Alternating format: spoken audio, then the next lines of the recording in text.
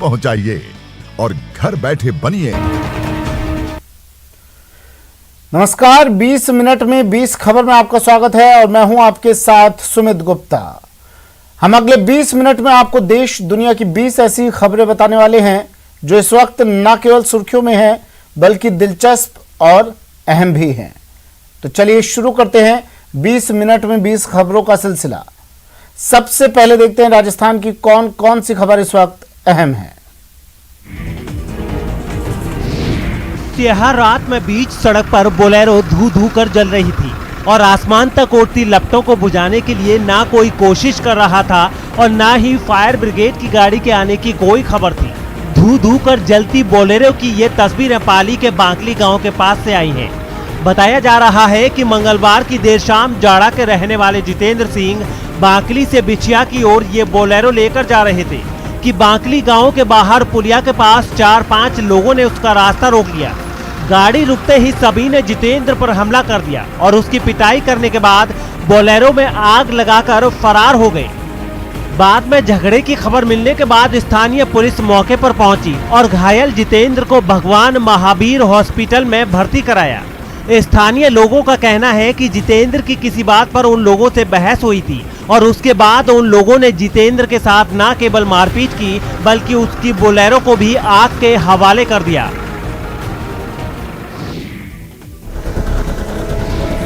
अलवर के राजीव गांधी सामान्य अस्पताल में भर्ती ये वही 8 लोग हैं जो जमीन के झगड़े में भरतपुर के पीपल खेड़ा गांव में हुए खूनी संघर्ष में शामिल थे। बताया जा रहा है कि भरतपुर के पीपल खेड़ा गांव में पीडब्ल्यूडी की सरकारी जमीन पर कब्जे की नीयत से गांव के ही कुछ लोगों के बीच झगड़ा शुरू हुआ और फिर देखते ही देखते ये खूनी संघर्ष में बदल गया। दरअसल पीपल खेड़ा थाने के गोपालगढ़ में जयचंद सैनी नाम का एक शख्स अपना घर बनवा रहा था। जयचंद सैनी के घर के पास पीडब्ल्यूडी की एक जमीन खाली थी। इस जमीन पर गांव के ही कुछ लोगों ने अतिक्रमण कर रखा है और उस पर धर्मशाला बनाना चाहते हैं। इस जमीन को लेकर ही सोमवार की शाम विवाद हुआ और फिर पूर्व सरपंच राजेंद्र जाटव और दूसरे लोगों के बीच लाठी भाटा जंग शुरू हो गई। इस जंग में 21 से 22 लोग जख्मी हुए हैं और उनमें से 8 गंभीर रूप से जख्मी हुए लोगों को इलाज के लिए अलवर के राजीव गांधी सामान्य अस्पताल में भर्ती कराना पड़ा है। ये झगड़ा हुआ था, उस पीपल खेड़ा में खेत है, खेत के ऊपर झगड़ा कर रहे थे और आगे पीडब्ल्यू की जगह उसको कब्जा करना चाहते हैं राजेंद्र सरपंच। इस पे वो अवैध कब्जा करना चाहते हैं। पूर्व सरपंच राजेंद्र, चेतराम, हरबकस, लाखन और ये करना चाहते हैं इसी के लोग। भूतपूर्व सरपंच राजेंद्र पहले से ही उस जमीन पर, अपनी सरकारी जमीन पर कब्जा करके धर्मशाला बना रखी है गैर मुमकिन सड़क पर पीडब्ल्यूडी पे। किस्मत ने ऐसी दगा दी कि न आवाज मिली न सोचने समझने की शक्ति और इससे भी बड़ा दर्द ये कि पिता की ऐसी आर्थिक हालत भी नहीं कि इनका इलाज हो सके, इनकी तकदीर बदल सके। ये तीनों बीकानेर के खाजूवाला के केला गांव के रहने वाले हैं। खालक खां के ये तीनों बच्चे बचपन से ही बोलने में असमर्थ थे। कुछ बड़े हुए तो इनकी सोचने समझने की शक्ति भी चली गई। अब ना तो ये अपना दर्द बता सकते हैं ना किसी को इशारों में समझा सकते हैं। हालात ये हैं कि ये खुश हो रहे हैं या गमगीन हैं, इसका भी किसी को ठीक से अंदाजा नहीं लगता। खालक खां की आर्थिक हालत भी ऐसी नहीं है कि वो इनका किसी बड़े अस्पताल में इलाज करा सकते। जितनी हैसियत थी उसके हिसाब से डॉक्टरों के साथ साथ हकीमों से भी इलाज करवाया। कई जगह इबादत भी की लेकिन कोई फायदा नहीं हुआ। देखे 4 बच्चा था जिसका एक बुजुर्ग हो, 3 है कोई सोच करो तो हूँ इलाज कराऊँ यारो। मैं इलाज घरों कराया पर पार पड़ी गाने गरीब आदमी हो तो सहायता करो तो इलाज गरीबी और बच्चों की बीमारी से जूझ रहे खालक खां वृद्धा पेंशन के सहारे हैं और ऐसे में उन्हें समझ नहीं आ रहा है कि इतने पैसे में वो रोटी का जुगाड़ करें या फिर इन बच्चों के इलाज के लिए पैसे जोड़ें। गांव वालों का कहना है कि अगर खालक खां को सरकारी मदद नहीं मिली तो फिर उनके बच्चों का क्या होगा, किसी को कुछ समझ नहीं आता। सभी लोगों से मेरी हाथ जोड़कर विनती गुजारिश है कि इस परिवार में 3 बच्चे हैं जो कि दुर्लभ बीमारी से पीड़ित हैं तथा परिवार आर्थिक रूप से सक्षम नहीं होने के कारण इनका इलाज नहीं करवा पा रहा है।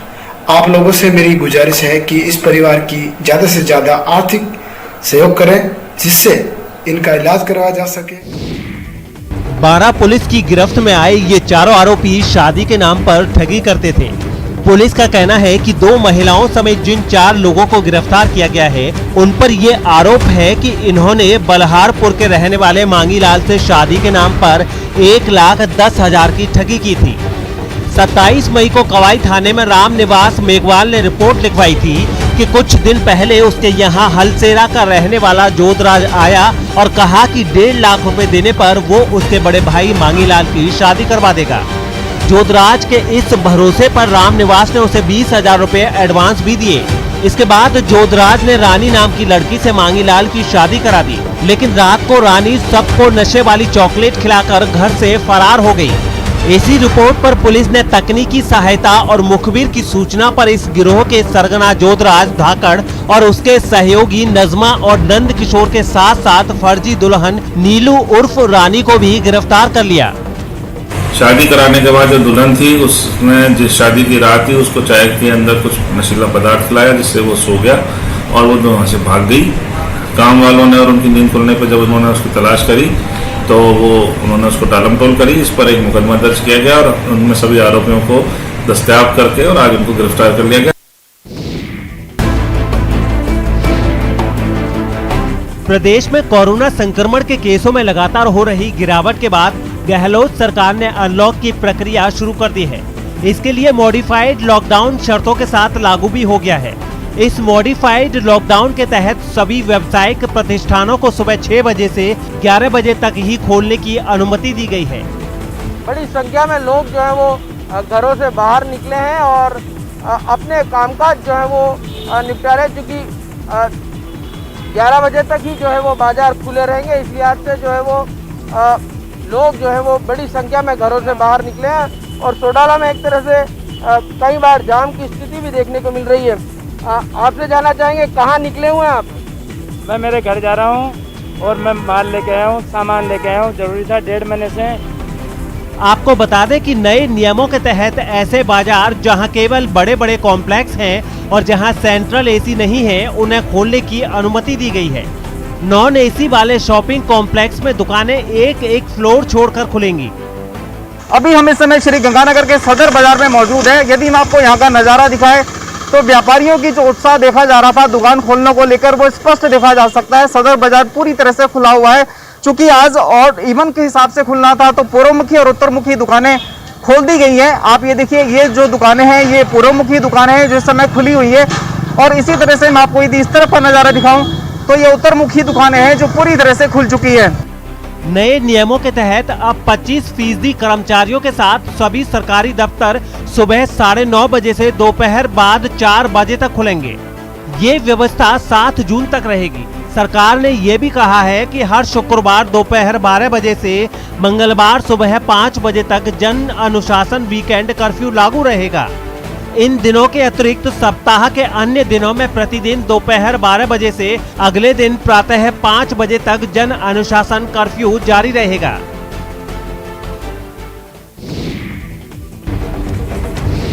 जयपुर में समाज सेवी हाजी रफाउत अली के जनाजे में कोरोना नियमों की अनदेखी को लेकर 11 लोगों पर केस दर्ज कर लिया गया है। हाजी रफाउत जब जिंदा थे तो उन्होंने कोरोना नियमों के लिए जागरूकता अभियान चलाया था, लेकिन उनकी मौत के बाद जब उनका जनाजा निकला तो उसी में कोरोना नियमों की धज्जियां उड़ गईं। समाज सेवी होने के नाते हाजी रफाउत अली लोगों से अपील करते थे कि वो कोरोना निर्देशों को माने, लेकिन उनके जनाजे का जो वीडियो वायरल हुआ उससे हड़कंप मच गया, क्योंकि उसमें 10-12 लोग नहीं बल्कि हजारों लोग सड़कों पर नजर आए। आलम यह था कि उस समय ना किसी को ठीक से मास्क पहनना याद रहा, ना एक दूसरे से दूरी बनाना, और तो और पुलिस वाले भी बस तमाशा देखते नजर आए, क्योंकि उनके सामने ही हजारों लोग कोरोना को दावत दे रहे थे और वो खड़े खड़े देख रहे थे। हैरानी तो इस बात की है कि जनाजे में बच्चे भी शामिल हुए, जिन्हें ना ही किसी बड़े ने और ना ही किसी पुलिस वाले ने भीड़ का हिस्सा बनने से रोका। इस बीच वीडियो सामने आते ही बीजेपी ने गहलोत सरकार पर हमला कर दिया और उस पर भेदभाव करने का आरोप भी लगाया। सरकार के देखने का नजरिया जब तुष्टीकरण का होगा तो इस तरीके से लॉकडाउन का उल्लंघन स्वाभाविक था।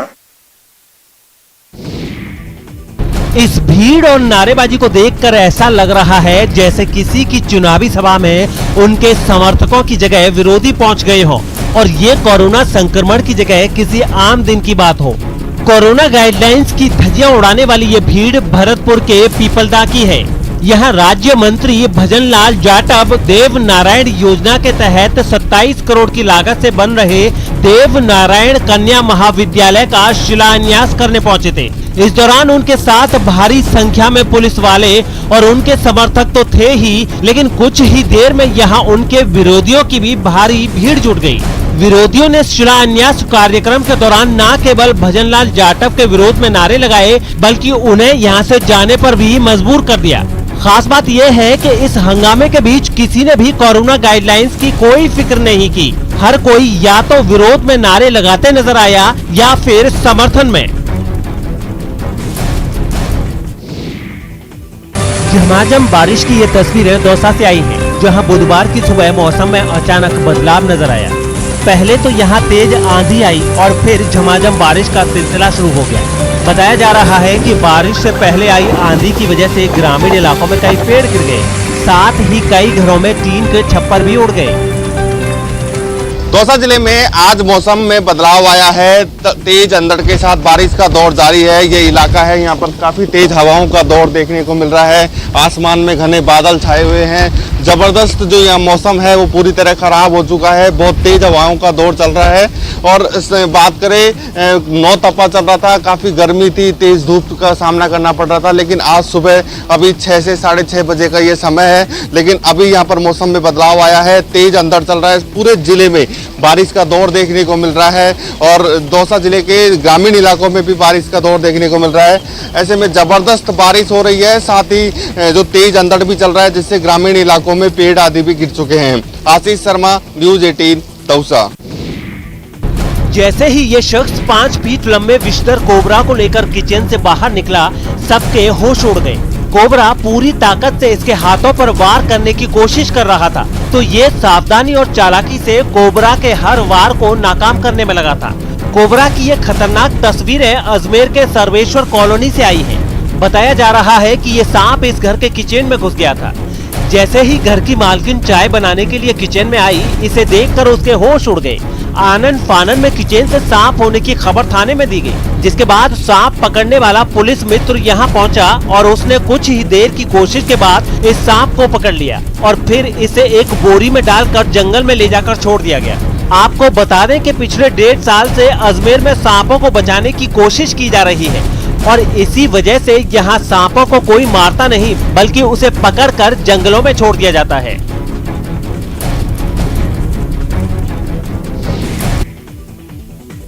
चलिए 20 मिनट में 20 खबर में अब देख लेते हैं कुछ दूसरे राज्यों की खबरें। महाराष्ट्र में एमएलए महेश लांडगे समेत 50 से ज्यादा लोगों के खिलाफ केस दर्ज किया गया है। इन लोगों पर यह केस उस वीडियो के सामने आने के बाद दर्ज किया गया है, जिस वीडियो में बीजेपी विधायक महेश लांडगे की बेटी की शादी के मौके पर कोरोना नियमों की धज्जियां उड़ती नजर आई थी। बताया जा रहा है कि शादी से पहले हल्दी की रस्म में शामिल लोगों ने कोरोना नियमों को तार-तार कर दिया। वहां से सामने आई एक तस्वीर में कई लोग एक पंडाल के अंदर डांस करते दिखे। भीड़ इतनी कि वहां पांव तक रखने की जगह नहीं थी। सभी कोरोना से बेपरवाह होकर संगीत की धुन पर झूमते नजर आए। इतना ही नहीं, रस्म पूरी करने के नाम पर पंडाल के बाहर जमकर हल्दी के रंग उड़ाए गए। ये लोग काफी देर तक आम दिनों की तरह जश्न में डूबे रहे। सोशल डिस्टेंसिंग की बात तो दूर, इस पार्टी में तो किसी ने चेहरे पर मास्क लगाना भी मुनासिब नहीं समझा।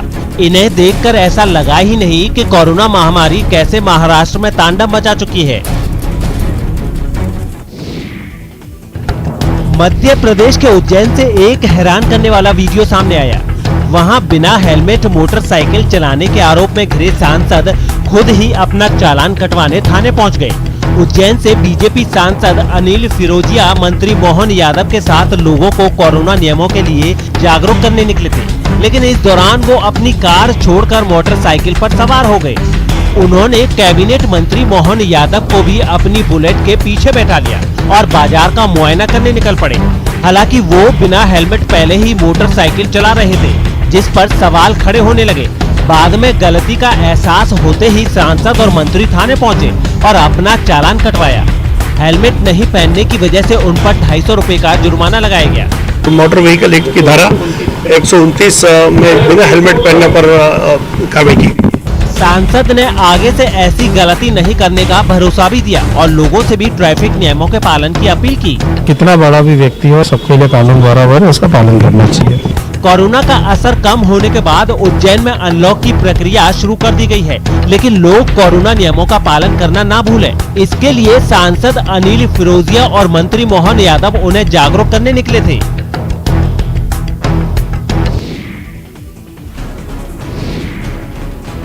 मध्य प्रदेश के स्वास्थ्य मंत्री की सरकारी गाड़ी में कुछ लोगों के शराब पीने का वीडियो वायरल होने पर स्वास्थ्य मंत्री प्रभुराम चौधरी ने सफाई दी है। ये वीडियो 3-4 दिन पुराना बताया गया है, जो राज्य के रायसेन जिले के एक गांव में बनाया गया, जिसमें 3 लोग एक सरकारी गाड़ी में बैठकर शराब पीते दिखे। ये वीडियो जब वायरल हुआ तो पता चला कि गाड़ी राज्य के स्वास्थ्य मंत्री प्रभुराम चौधरी की है, जिसमें बैठकर 3 लोग मौज मस्ती करते नजर आए।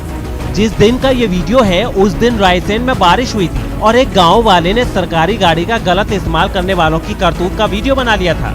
उसने समझदारी दिखाते हुए सबसे पहले गाड़ी का नंबर रिकॉर्ड किया और फिर ड्राइविंग सीट पर बैठे शख्स से सवाल पूछने लगा, जिसके बाद उसने अपने सरकारी कर्मचारी होने की धौंस भी जमाई। की परमिशन है? सरकारी गाड़ी जहाँ सरकारी आदमी कौन है? मैं तो। लेकिन इस चक्कर में वो ये भूल गया कि बहस के बीच उसके बगल में बैठे शख्स का शराब पीने का वीडियो बन चुका है। उसने शराब की एक घूंट लेने के बाद बोतल पीछे की सीट पर बैठे आदमी को पकड़ा दी। हालांकि चोरी पकड़े जाने पर भी इन लोगों को शर्मिंदगी नहीं हुई, उल्टा वो और हेकड़ी दिखाने लगे। गाड़ी चलाने वाला शख्स तो धमकाने वाले अंदाज में बात करते हुए वहां से जाने की कोशिश करने लगा। सरकारी गाड़ी में दारू पी रहा है? तो सरकारी गाड़ी में दारू पी रहा है? अबे तुम अपना काम कर। ये देखते ही वीडियो बनाने वाले ने गाड़ी की चाबी घुमा दी, जिसके बाद सरकारी गाड़ी का गलत इस्तेमाल करने वालों के हाथ पांव फूलने लगे। हालांकि उन्होंने ये जताने की पूरी कोशिश की कि वो किसी से नहीं डरते और गाड़ी लेकर वहां से निकल गए। हमारा इधर का प्यून था, वो उसने गलती की है, उसको हमने निकाल दिया। ये वीडियो वायरल होते ही स्वास्थ्य मंत्री ने खुद बताया कि ये गाड़ी उनकी है और गाड़ी में बैठा एक शख्स उनका चपरासी है, जिसे उसकी गलती की सजा दी जा चुकी है। हालांकि बाकी के 2 लोगों के बारे में प्रभुराम चौधरी को कुछ खास पता नहीं था। मुंबई में सड़कों पर बड़े ट्रैफिक को देखते हुए वहां के नगर निगम बीएमसी ने लॉकडाउन सख्त करने की चेतावनी दी है। कोरोना की वजह से राज्य सरकार ने मुंबई समेत पूरे महाराष्ट्र में 15 जून तक लॉकडाउन बढ़ा दिया है, लेकिन इसके बावजूद सड़कों पर गाड़ियों की भरमार लग गई। मुंबई के वेस्टर्न एक्सप्रेस हाईवे से हैरान करने वाली तस्वीरें सामने आई, जिन्हें देखने पर तो जरा भी नहीं लगा कि शहर में लॉकडाउन जैसी कोई चीज भी है। गाड़ियों की लंबी कतारें और ट्रैफिक जाम ने पाबंदियों की असलियत सामने ला दी। तस्वीरें यही बताती हैं कि लोग जो है वो लॉकडाउन का पालन नहीं कर रहे हैं, लॉकडाउन नाम मात्र का बढ़ाया गया है। इन तस्वीरों को देखकर बीएमसी ने कड़ा रुख अपनाया। बीएमसी के मेयर ने लॉकडाउन और सख्त करने की चेतावनी देने के साथ ही लोगों से कोरोना नियमों का पालन करने की भी अपील की। मेरे हाथ जोड़ के सबको विनती है, आज भी कोरोना कम नहीं हुआ है, आज भी हॉस्पिटल के बेड भरे हुए हैं। शहर के कई दूसरे इलाकों से भी ऐसी ही तस्वीरें सामने आई, जहां धड़ल्ले से सड़कों पर गाड़ियां चलते दिखाई दी। दिल्ली में अनलॉक शुरू होते ही रैंडम कोरोना टेस्ट भी शुरू हो गए। वहां अनलॉक के पहले फेज में फैक्ट्री और कंस्ट्रक्शन साइट खोलने की अनुमति दी गई है, जिसकी खबर मिलते ही आसपास के राज्यों से मजदूर दिल्ली पहुंचने लगे। इन लोगों की संख्या अच्छी खासी है, इसलिए प्रशासन ने रेलवे स्टेशन और बस अड्डों पर रैंडम टेस्टिंग शुरू कर दी है, जिसका मतलब ये हुआ कि इन जगहों पर आने वाले लोगों का वहीं पर ही कोरोना टेस्ट किया जा रहा है। इस काम में मोबाइल टेस्टिंग वैन भी लगाई गई है, जिसमें बैठकर स्वास्थ्य कर्मी रेलवे स्टेशन और बस अड्डों पर पहुंचे और वहां कैंप लगाकर मजदूरों की जांच शुरू कर दी। एक नहीं, ऐसी कई सारी मोबाइल टेस्टिंग वैन जो है वो दिल्ली के अलग अलग इलाकों में पहुंचती है पूरी टीम के साथ, और इसी तरीके से सैंपल जो है वो कलेक्ट किए जाते हैं। ये मजदूर 1 महीने के लॉकडाउन के बाद रोजी रोटी की तलाश में फिर से दिल्ली लौटे हैं। धीरे धीरे काम चालू हो रहा है, इसीलिए हम अपने काम पे आए। इन लोगों का दिल्ली पहुंचने पर रैपिड एंटीजन और RT-PCR दोनों तरह का टेस्ट किया जा रहा है। दावा है कि पिछले कुछ दिनों से रोजाना 1000 लोगों का टेस्ट हो रहा है। उत्तर प्रदेश में अनलॉक की प्रक्रिया शुरू होते ही धार्मिक स्थल कुछ शर्तों के साथ खुल गए। अनलॉक की प्रक्रिया शुरू होने के बाद मथुरा में श्री कृष्ण जन्मभूमि मंदिर के खुलने के बाद की तस्वीरें सामने आई हैं, जहां लोगों ने कोरोना निर्देशों को ध्यान में रखते हुए दर्शन किए। हालांकि मंदिर में पहले के मुकाबले श्रद्धालु कम ही दिखे। अनलॉक होने के बावजूद भी जो श्री कृष्ण जन्म स्थान परिसर है वो पूरी तरीके से खाली है। मंदिर में एंट्री से पहले लोगों के शरीर का तापमान मापा गया, फिर उनके हाथों को सैनिटाइज करने के बाद उन्हें अंदर जाने दिया गया। दिन गुजरने के साथ मंदिर में दर्शन करने पहुंचे भक्तों की संख्या बढ़ गई, लेकिन कोरोना निर्देशों के पालन में कोताही नहीं बरती गई। कई दिनों बाद मंदिर पहुंचकर लोगों ने माथा टेका, लेकिन एक बार में 5 लोगों को ही दर्शन की इजाजत मिली। अच्छा लगा कि व्यवस्था बनाई हुई है इन लोगों ने। कुछ इसी तरह मिर्जापुर में मौजूद विंध्यवासिनी देवी मंदिर में पहुंचे श्रद्धालुओं ने माता के दर्शन किए। मास्क लगाने और एक दूसरे से दूरी बनाए रखने के नियम का पालन मंदिर में होता दिखाई दिया। सैनिटाइजर के साथ सोशल डिस्टेंसिंग का पालन करते हुए एक बार में केवल 5 ही व्यक्ति मंदिर के भीतर जाएं। लंबे वक्त बाद भक्तों की मौजूदगी में मंदिर में आरती हुई। हालांकि ये मंदिर हफ्ते में 5 दिन ही खुलेगा। शनिवार और रविवार को इसे बंद रखा जाएगा।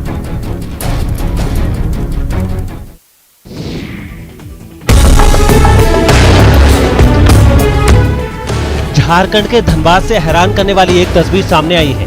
यहाँ एम्बुलेंस में शराब ले जा रहे 2 लोगों को पुलिस ने रंगे हाथ पकड़ लिया। आरोपियों की इस चाल की भनक पुलिस को पहले ही लग चुकी थी, जिसके बाद वो उस एम्बुलेंस के पीछे लगी। काफी दूर तक पुलिस वालों ने उसका पीछा किया। इसके बाद उन्होंने फिल्मी अंदाज में अपनी गाड़ी शराब से भरी उस एम्बुलेंस के सामने खड़ी कर दी। फिर बीच रास्ते में उसकी तलाशी ली गई।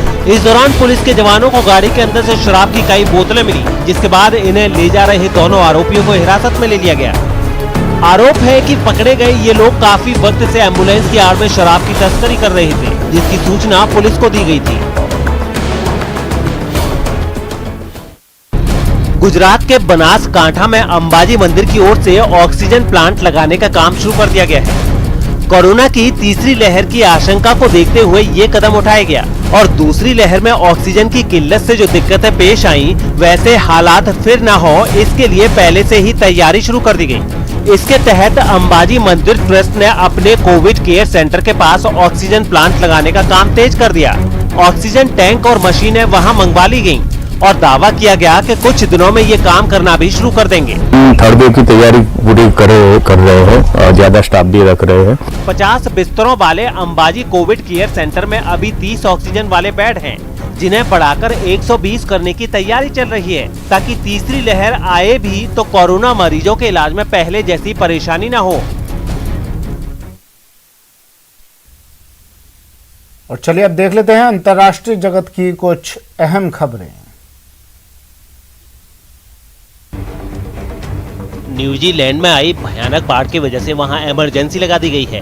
वहां बाढ़ का पानी तो अब उतरने लगा है, लेकिन 3 दिन में हुई मूसलाधार 16 इंच बारिश ने वहां के कैंटरबरी इलाके को बर्बाद कर दिया है और वहां आई तस्वीरों में हर तरफ सिर्फ बाढ़ का गंदा पानी ही नजर आया।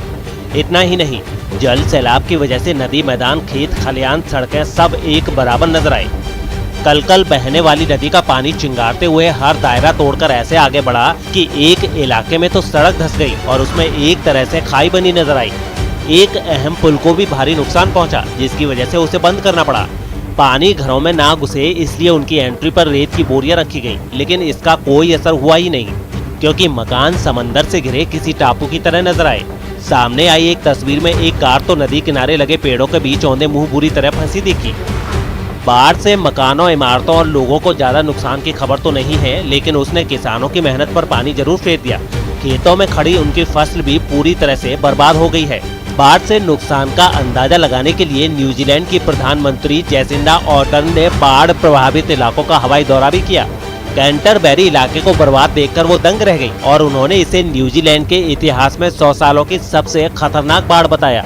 गौरतलब है कि कैंटरबरी इलाके में 1 दशक की ये सबसे भयानक बाढ़ है, जिसकी वजह से शहरों और कस्बों की सड़कें ही नहीं बल्कि हाईवे को भी बंद करना पड़ा। और वहां अगर सेना ने मोर्चा नहीं संभाला होता तो 50 से ज्यादा लोग बाढ़ में डूब गए होते। अमेरिका के लॉस एंजलिस से हैरान करने वाली तस्वीरें सामने आई हैं, जहां एक हवाई जहाज में तकनीकी खराबी की आने की वजह से पायलट को उसे हाईवे पर उतारना पड़ा। आम रास्ते पर हवाई जहाज की इमरजेंसी लैंडिंग से हड़कंप मच गया, जिसके बाद वहां पहुंचे बचाव दल ने सफेद रंग के इस छोटे विमान को बीच सड़क से हटाने का काम शुरू कर दिया, जिसके लिए इन लोगों ने हवाई जहाज को किसी आम गाड़ी की तरह धक्का देते हुए एक दिशा में घुमाया और उसे खींचते हुए आगे की ओर लाया गया। एक तरफ रेस्क्यू टीम अपने काम में लगी थी तो दूसरी ओर इस हवाई जहाज की वजह से वहां ट्रैफिक जाम लग गया, जिसमें गाड़ियों की लंबी कतार रास्ता खुलने का इंतजार करती नजर आई, क्योंकि जिस सड़क पर विमान की इमरजेंसी लैंडिंग हुई उसे जोड़ने वाले सभी सड़कों पर गाड़ियों का आना जाना रोक दिया गया। हालांकि कुछ देर की अफरा तफरी के बाद प्लेन दोबारा उड़ान भरने के लिए तैयार देखा। खास बात यह है कि ये दुनिया भर के देशों में जितने निजी जहाज हैं उनसे 1.5 गुना ज्यादा प्राइवेट प्लेन अमेरिका में है, और वहाँ सिंगल इंजन वाले छोटे जहाजों में खराबी आ जाए तो पड़ोस के हवाई अड्डे तक जाकर लैंडिंग कराना भी मुश्किल होता है, जैसा कि लॉस एंजलिस में हुआ और हाईवे पर जहाज उतारना पड़ा। अमेरिका के न्यूयॉर्क में कोरोना संकट के बीच वहां के जाने माने बेथपेज एयर शो का आयोजन हुआ। पिछले साल महामारी और लॉकडाउन की वजह से ये सालाना एयर शो रद्द कर दिया गया था, लेकिन इस साल न्यूयॉर्क के जॉन्स बीच स्टेट पार्क पर एक बार फिर अमेरिकी सेना के विमानों ने करतब दिखाया। इस एयर शो में वायुसेना के थंडरबर्ड्स ने आसमान में एक साथ उड़ान भरकर सबको हैरान कर दिया, तो वहीं वहां की एक मशहूर एरोबेटिक टीम ने दूसरे विश्व युद्ध के 6 लड़ाकू विमानों के साथ आसमान में हैरत अंगेज करतब कर खूब चर्चा बटोरी। इस एयर शो को देखने के लिए समंदर किनारे लोगों का हुजूम नजर आया, जिन्होंने अपने दोस्तों और परिवार के साथ इसका खूब आनंद उठाया। चलिए 20 मिनट 20 खबर में फिलहाल इतना ही, दीजिए इजाजत, नमस्कार।